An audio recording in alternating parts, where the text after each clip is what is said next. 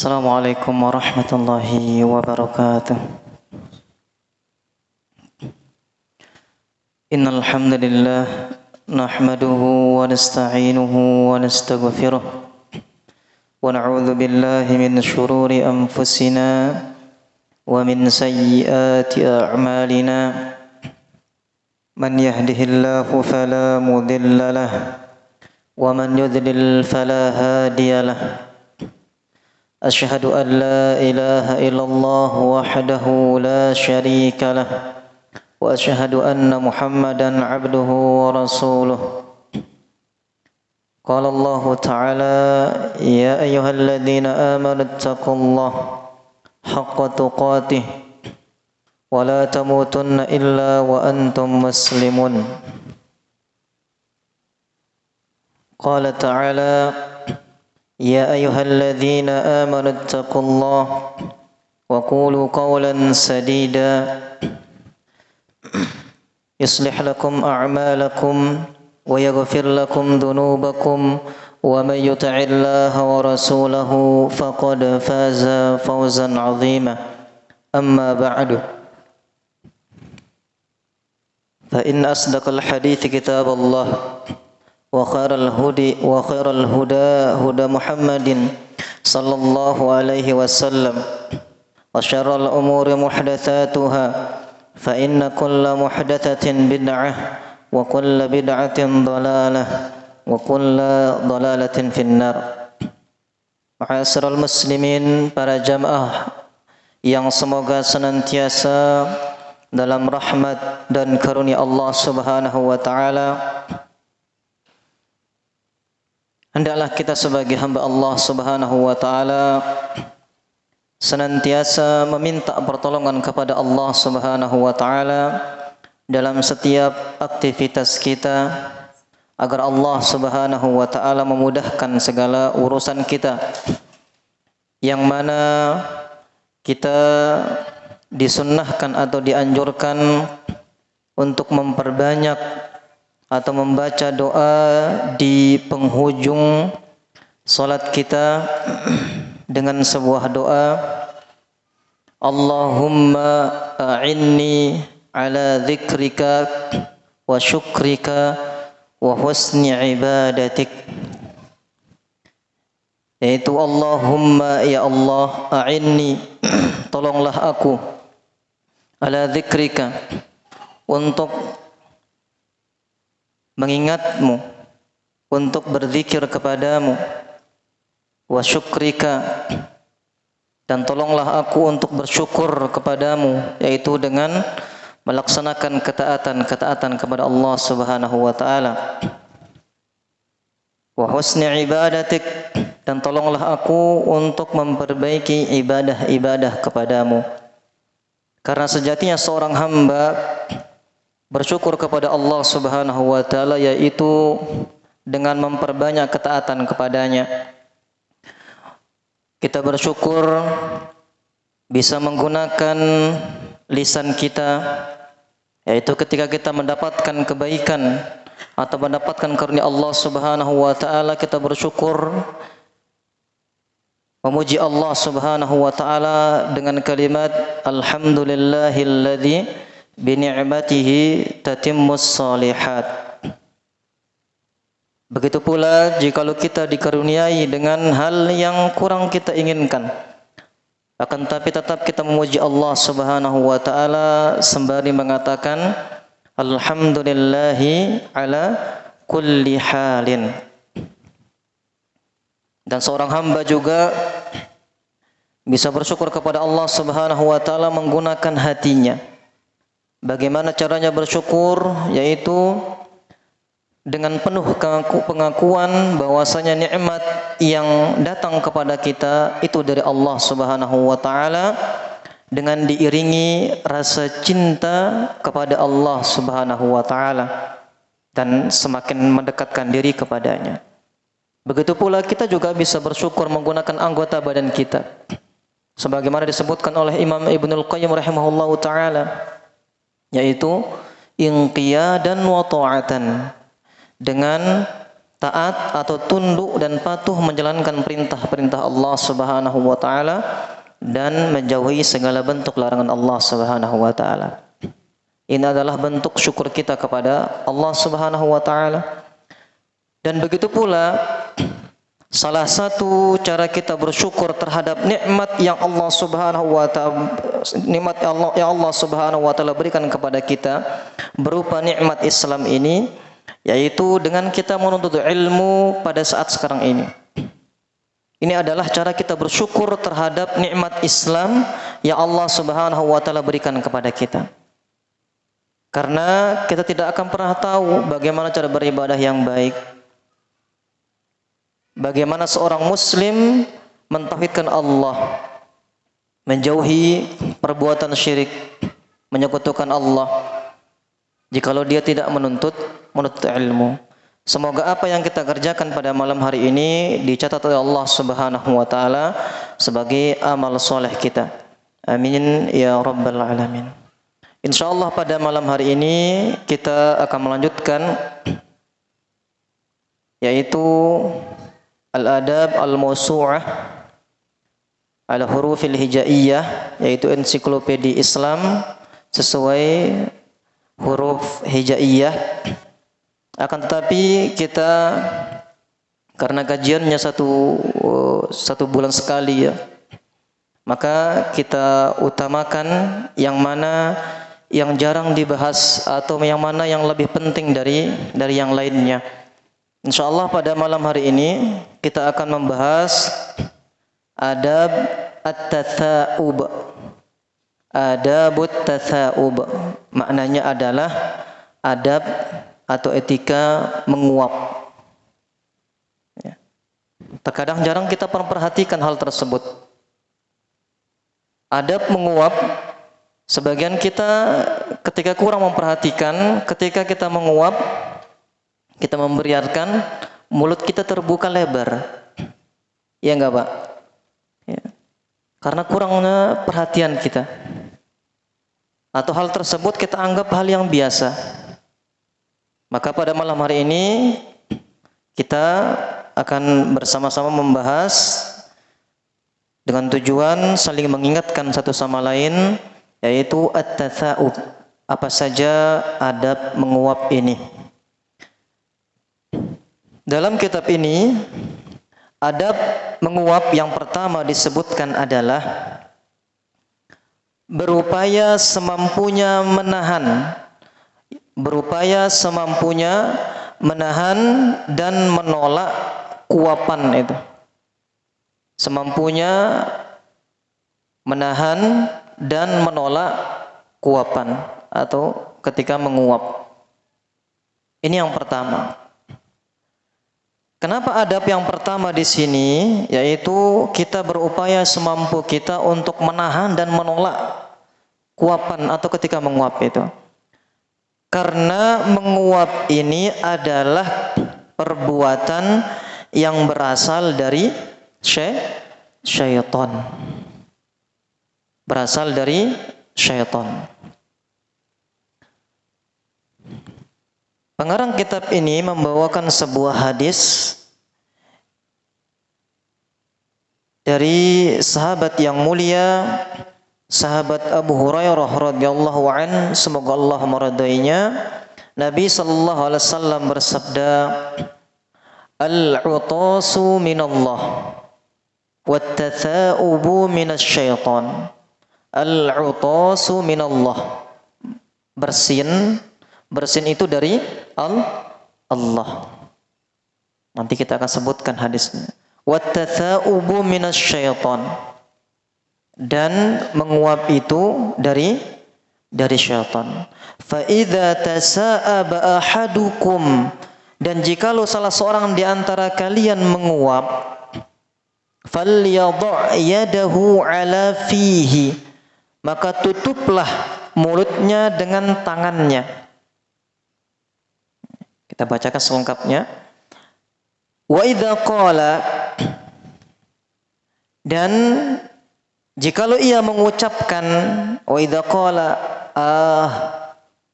ketika menguap, jikalau dia mengucapkan ketika menguap itu Pak, Karena ada suaranya yang bercanda kadang ya, dibesarin suaranya. Wam terkadang. Suaranya besar. Sampai mulutnya terbuka lebar, satu kepalan bisa masuk. Lalat pun terkadang tanpa sadar masuk. Ya.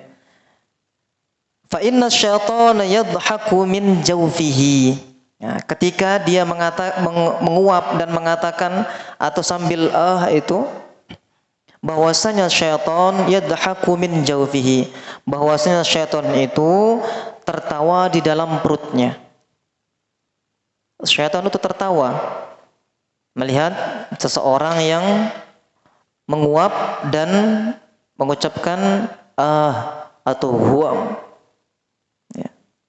Bahkan di tempat umum itu banyak kita lihat ya, orang-orang yang mungkin belum mengetahui, belum tahu ilmunya, jadi dianggap itu hal yang biasa. Wa inna Allah azza wa jalla yuhibbul utasa wa yakrahu at-tatha'uba. Allah subhanahu wa ta'ala, ya Allah azza wa jalla mencintai bersin. Kenapa Allah subhanahu wa ta'ala mencintai bersin? Nanti kita akan sebutkan. Wa yakrahu at-tatha'uba. Dan Allah subhanahu wa ta'ala membenci menguap, karena kita membiarkan diri kita ditertawai oleh syaitan. Kami bawakan dalam riwayat yang lain di luar kitab ini, diriwayatkan hadis yang diriwayatkan oleh sahabat yang mulia Abu Hurairah juga, yang berkaitan dengan bersin dan menguap. Nabi sallallahu alaihi wasallam bersabda, "Innallaha yuhibbul utasa." Sungguhnya Allah subhanahu wa ta'ala mencintai atau menyukai bersin. Kenapa? Alasannya setelah hadis ini. Kemudian wa yakrahu at-tatha'uba, dan membenci menguap. Fa idza atasa, jikalau salah seorang di antara kalian bersin, fa hamidallaha. Inilah sebab Allah subhanahu wa ta'ala mencintai bersin. Ketika salah seorang di antara kita bersin, hamidallah, dia langsung memuji Allah dengan mengucapkan apa, Pak? Alhamdulillah. Kemudian fahaqqun ala kulli muslimin sami'ahu, maka diwajibkan kepada seorang muslim yang mendengar. Di sini syaratnya mendengar. Mendengar orang yang bersin mengucapkan alhamdulillah, an yushammitahu, yaitu mentasmit dengan ucapan tasmit. Ini ucapannya yarhamukallah, semoga Allah merahmatimu. Ya, inilah sebabnya Allah subhanahu wa ta'ala mencintai bersin. Kita saling mendoakan. Orang yang bersin mengucapkan alhamdulillah, kemudian terdengar oleh temannya atau saudara muslim yang lainnya, maka dia mendoakan orang tersebut dengan ucapan yarhamukallah. Untuk laki-laki yarhamukallah, untuk perempuan yarhamukillah. Kafnya tinggal dikasrohkan saja. Ya. Kemudian apa yang diucapkan orang yang bersin ketika didoakan? Apa, Pak, balasannya? Wa yahdikumullah wa yuslihu balakum. Wa yahdikumullah wa yuslihu balakum. Karena seandainya ketika kita bersin, kita tidak bisa bersin ya tertahan, maka terhentilah, meninggal kita. Ketika kita bersin langsung kita memuji Allah, kemudian didoakan ya, agar Allah SWT merahmati kita. Kemudian kita membalas doa, yaitu wa yahdikumullah wa yuslihu balakum. Ya. Wa yahdikumullah artinya adalah semoga Allah memberikanmu hidayah, wa yuslihu balakum, dan semoga Allah memperbaiki urusanmu. Inilah sebabnya Allah Subhanahu wa taala mencintai bersin. Wa amma tatha'uba, adapun menguap. Kenapa Allah Subhanahu wa taala membenci menguap ini? Sebabnya adalah fa innama huwa minasyaiton. Karena menguap itu datangnya dari syaitan. Falyaruddahu mastata'a. Maka hendaklah seseorang itu menahannya sebisa mungkin ketika dia hendak menguap. Apa makna mastata'a? Nanti akan kita jelaskan. Fa idza qala, dan jikalau dia mengucapkan ha dengan membuka mulutnya selebar-lebarnya, dhahika minhu syaitan. Seketika itu syaitan tertawa, menertawakan dia yang menguap dengan membuka mulutnya mengucapkan sambil ha, atau tanpa suara dengan membuka mulutnya tanpa menahan. Syaitan menertawainya. Para jamaah rahimani wa rahimakumullah. Kemudian seseorang itu harus berusaha menolak, menahan, mengalahkan kuapan atau rasa nguapnya atau rasa ngantuknya itu. Ini terkhusus ketika sedang sholat.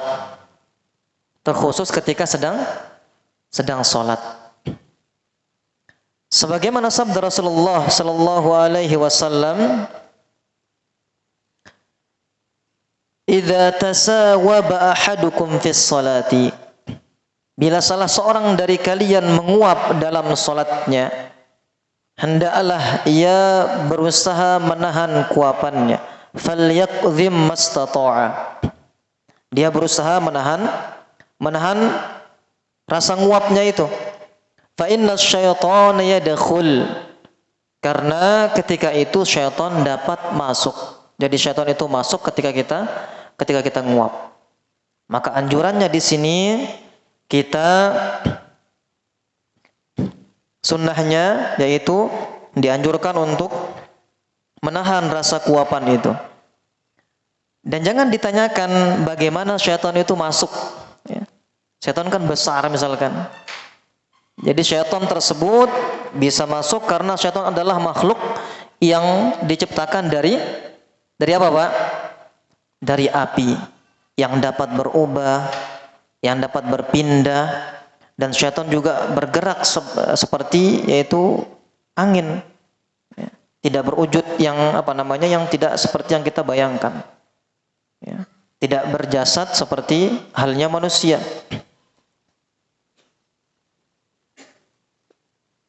Ma'asyiral muslimin rahimani wa rahimakumullah. Jadi ini adab yang pertama. Adab yang pertama ketika menguap adalah berupaya menahan dan menolak kuapan. Yang kedua adalah meletakkan tangan di mulut. Meletakkan tangan di mulut. Ketika menguap, meletakkan tangan di mulut.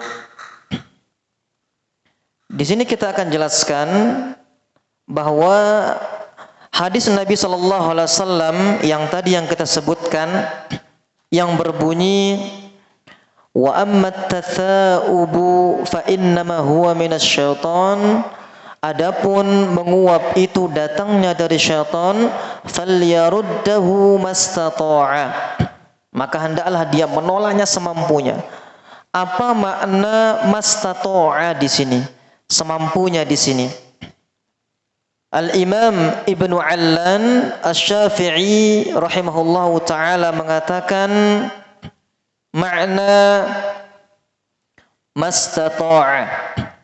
Mastata'a dalam hadis tersebut maknanya adalah qadra istita'atihi, yaitu menahan sebisa mungkin semampunya ya. Maksudnya adalah menahan sebisa mungkin, semampunya harus ditahan. Kemudian bagaimana cara menahannya?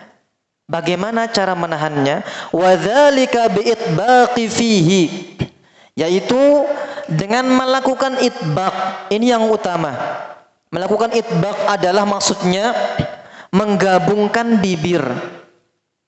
Cara menahannya bi'itbaq. Itbaq menggabungkan bibir, digabung bibirnya. Ketika hendak menguap, ditahan.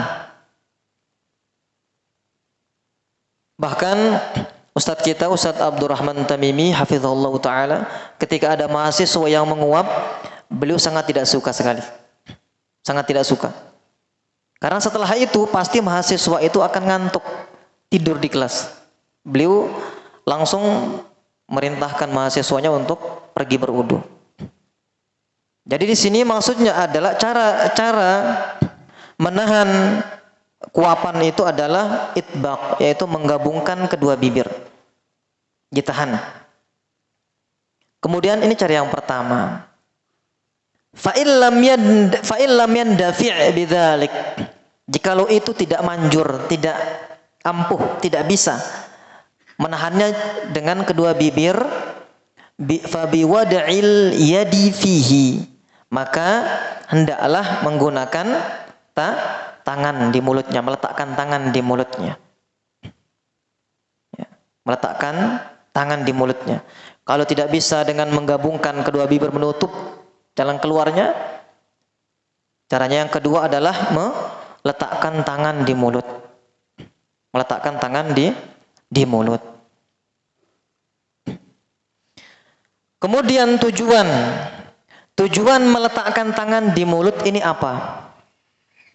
Tujuan meletakkan tangan di mulut ketika menguap ialah agar mulut tidak terbuka. Jelas, agar mulut tidak terbuka. Yang pada saat itu manusia terlihat buruk. Iya enggak, Pak? Ketika menguap. Terkadang orang tertawa ketika menguap karena lucu. Terlihat orang tertawa, melihat orang terlihat buruk, terlihat ketawa. Ya, seneng. Ya. Orang jatuh saja sebelum ditolongi ditertawai dulu, atau difoto terlebih dahulu baru ditolong. Apalagi menguap, teman kita menguap, wah, besar gitu, pasti teman kita itu ada yang tertawa. Kadang ada yang ngerjain, langsung dimasukin mulutnya itu apa? Temannya. Ya. Teman kita saya tertawa. Ya. Teman tertawa, plus ditertawi oleh syaitan. Ya. Kemudian dan ketika menguap itu syaitan juga menertawainya sebagaimana disebutkan dalam hadis. Begitu pula baginda Rasulullah sallallahu alaihi wasallam menegaskan dalam sabdanya, fa idza tasawaba ahadukum, dan jikalau salah seorang kalian menguap, falyumsik biyadihi ala fihi. Ini umum ya, maknanya umum. Hendaklah ia menahan mulutnya dengan tangannya. Dengan tangannya. Tangan kanan atau kiri nanti kita akan sebutkan. Yang mana yang lebih afdol? Tangan apa, Pak? Kanan atau kiri? Kanan atau kiri? Baik, nanti kita akan jelaskan. Di sini disebutkan secara umum hadis Rasulullah SAW, beliau tidak menyebutkan harus menutup dengan tangan kanan maupun tangan kiri. Jadi perintahnya falyumsik biyadihi ala fihi. Maka tahan uapan itu dengan tanganmu. Fa inna syaitan yadkhul, karena syaitan bisa masuk. Kemudian adab yang ketiga. Adab yang ketiga adalah tidak mengeluarkan suara yang tadi, suara ah atau huam, wah, gitu Pak. Tidak mengeluarkan suara.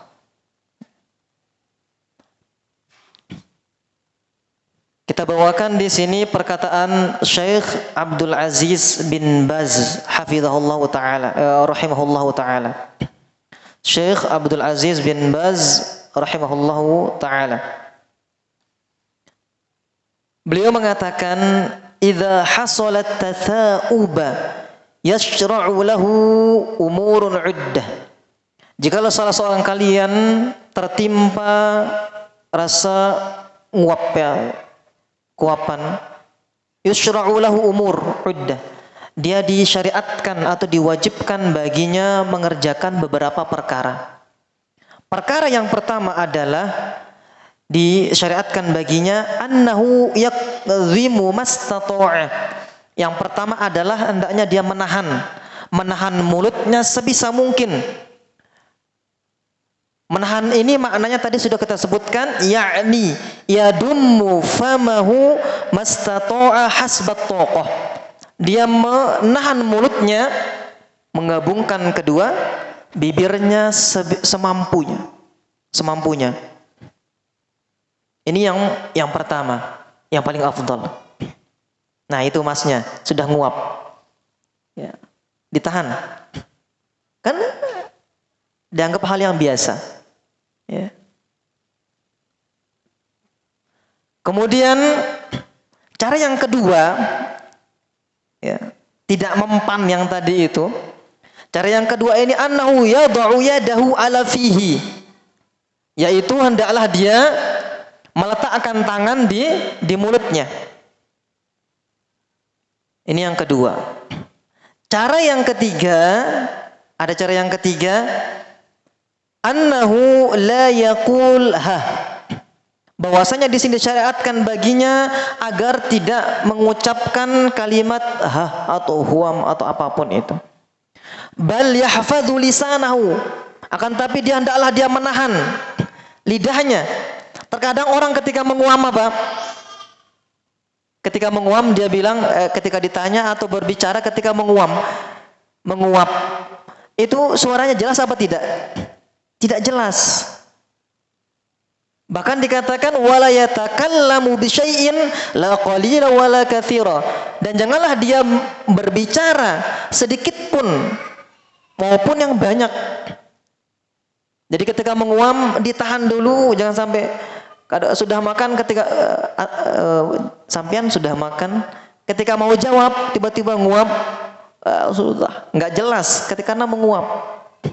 Ditahan dulu, dilahan terlebih dahulu, diselesaikan uapannya itu, kemudian baru berbicara.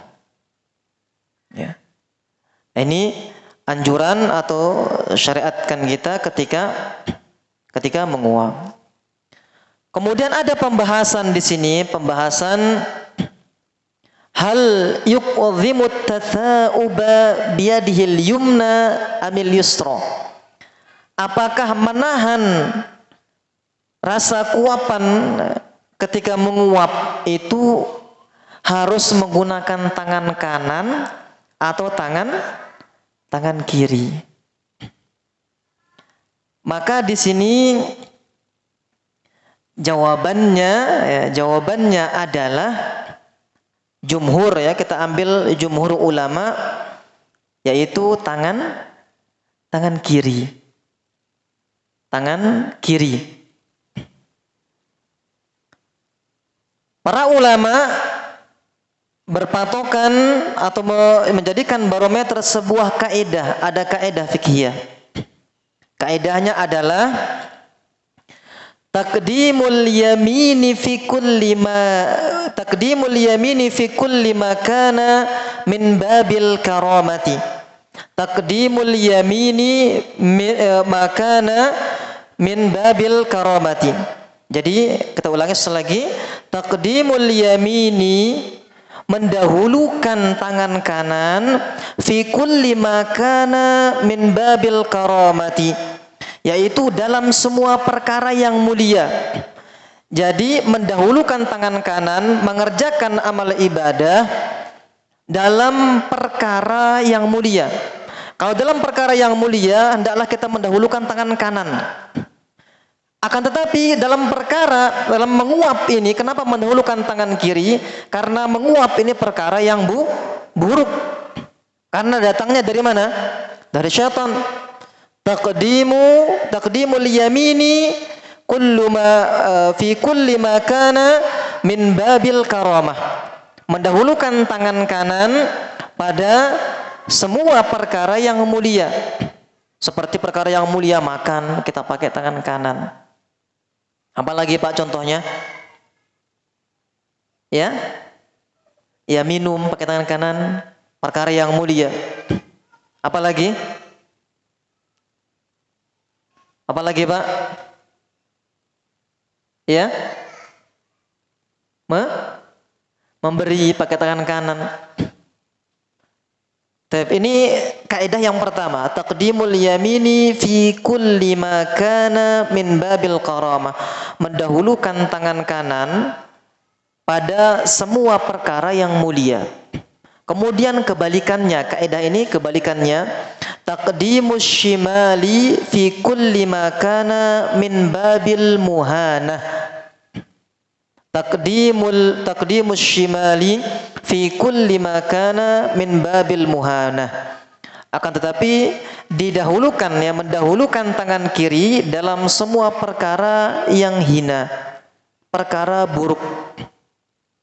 Perkara buruk. Jadi ketika menguam, hendaklah kita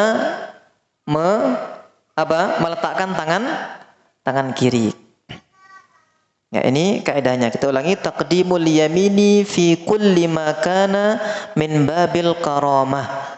Kemudian taqdimus shimali fi kulli ma kana min babil muhanah.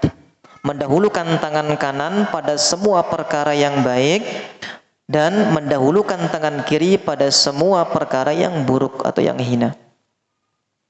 Sekarang cara meletakkan tangan kiri ini, apakah telapaknya atau apakah punggungnya? Mana, Pak? Jadi kedua-duanya bisa, Pak. Akan tapi ketika kita menahan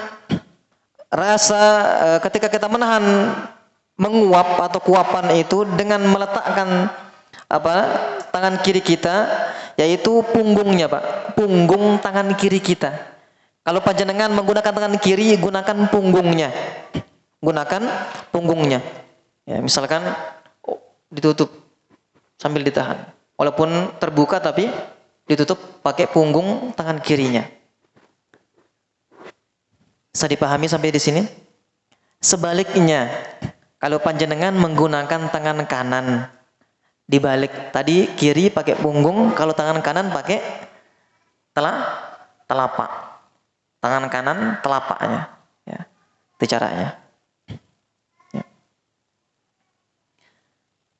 Di sini ada perkataan salah seorang ulama bahwasanya yang kita jelaskan ketika kita meletakkan atau menahan rasa kuapan itu menggunakan punggung tangan kiri kita. Dan jikalau tangan kanan maka meletakkan telapaknya ke mulut. Dikuatkan oleh perkataan salah seorang ulama, yaitu Al-Munawi namanya. Beliau mengatakan, "Dhahru kaffi yusrahu falyadha' yadahu kama dzakaruhu jam'un." Maksud dengan cara meletakkan punggung tangan kiri sebagaimana dikatakan oleh jumhur ulama, sejumlah para ulama, ini kesepakatan para ulama. Karena perkara ini atau perbuatan ini adalah menguap, ini perkara buruk. Jadi sebaiknya ini yang utama menggunakan punggung tangan kiri.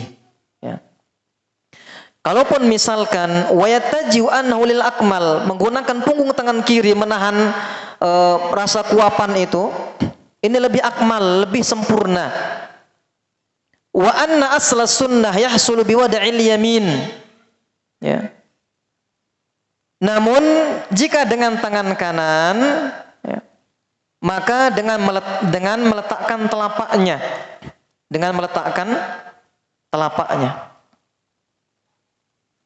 ini insyaallah jelas insyaallah. Kemudian kita ambil kesimpulannya. Bentar lagi azan. Kita ambil kesimpulan dari penjelasan ini. Ada juga salah seorang ulama menjelaskan, namanya As-Safarini. Ya. Jadi kesimpulannya dalam masalah ini longgar. Jikalau panjenengan bisa menggunakan punggung, yang utama yang pertama dulu, yaitu menggabungkan kedua bibir, ini yang utama. Nggak bisa meletakkan tangan.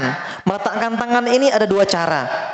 Yang pertama punggung tangan kiri, yang kedua telapak tangan kanan. Jadi di dalam hal ini yang penting berusaha menutup mulut ketika menguap. Silahkan. Karena hadis yang tadi, kita kembali kepada hadis yang tadi, falyumsik biyadihi ala fihi. Hendaklah dia menahan mulutnya dengan tangannya. Di sini umum tangan kanan atau tangan kiri. Tetapi kalau caranya tangan kiri menggunakan punggungnya, tangan kanan menggunakan telapak. Ya. Wadah insyaallah. Kemudian kita lanjutkan, yaitu belum kita sebutkan tadi hukum tatsa'ub, yaitu hukum menguap ini apa? Hukumnya adalah makruh. Hukumnya makruh, yang dibenci. La siyama fis shalah, bahkan ketika salat. Lebih-lebih dibenci ketika salat. Ya. Nah, kemudian adab yang terakhir. Kita lanjutkan adab yang terakhir terkait menguap ini, yaitu tidak mengeraskan suara ketika menguap. Tidak mengeraskan suara ketika menguap. Tidak perlu Makanya tadi menghindari, yaitu kita mengeraskan suara, hendaklah ditahan. Hendaklah ditahan. Pertama, menggabungkan kedua bibir, tidak mempan dengan meletakkan tangan, punggung tangan kiri atau telapak tangan kanan. Jadi bahkan terkadang ya sebagian orang jahil ya, tidak mengetahui, mengangkat suaranya ketika menguap dengan maksud ingin membuat orang sekelilingnya tertawa, terkadang seperti itu. Dan tentunya syaitan juga menertawakan perbuatannya. Dia ingin membuat orang lain tertawa, dia pun ditertawakan oleh syaitan. Ini yang bisa kita sampaikan insyaallah ya, singkat. Ada 4 adab di sini. Semoga kita bisa mengamalkan setelah ini, tidak lalai lagi. Setelah kita mengetahui ilmunya, yang utama adalah mengamalkan. Karena pernah kita sebutkan, ada salah seorang ulama mengatakan, la yazalul alimu jahilan hatta ya'mala bi'ilmih. Senantiasa orang yang berilmu itu bodoh, tidak mengetahui sampai dia mengamalkan ilmunya. Idza kana 'amila bi'ilmihi kana 'aliman. Jikalau dia sudah mengamalkan ilmunya, maka ketika itu dikatakan dia orang alim. Ya. Kita bersama-sama mengamalkan. Begitu pula kita terapkan di keluarga kita, saling menasihati ketika ada yang menguap saudara-saudara kita. Baik, ini yang bisa kita sampaikan. Semoga Allah Subhanahu wa taala memudahkan segala urusan kita. Wassallallahu ala nabiyyina Muhammad wa ala alihi wa sahbihi wasallam. Wa akhiru da'wana alhamdulillahi rabbil alamin. Wassalamualaikum warahmatullahi wabarakatuh.